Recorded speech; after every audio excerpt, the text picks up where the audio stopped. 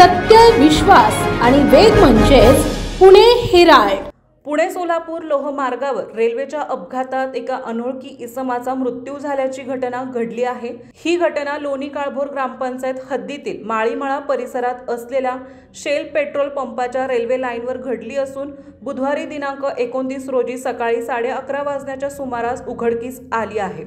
या अनोळखी इसमाची ओळख पटवण्याचे लोणी काळभोर पोलिसांसमोर आव्हान उभे राहिले आहे। मिळालेल्या माहितीनुसार रेल्वे कर्मचारी रुळाची देखभाल आणि दुरुस्ती करीत असताना त्यांना एका अनोळखी इसमाचा मृतदेह रेल्वे लाईनच्या जवळ आढळून आला।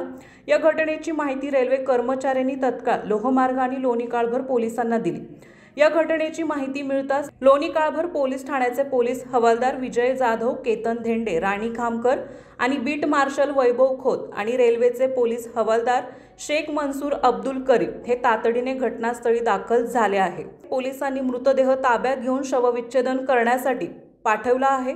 शवविच्छेदनाचा अहवाल आल्यानंतर मृत्यूचे खरे कारण पुढे येईल, परंतु हा इसम परप्रांतीय असून रेल्वेतून पडून मृत्यू झाल्याचा प्राथमिक अंदाज पोलिसांनी वर्तविला आहे।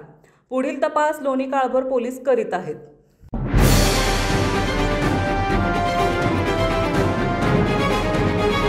सत्य, विश्वास आणि वेग म्हणजेच पुणे हेराल्ड।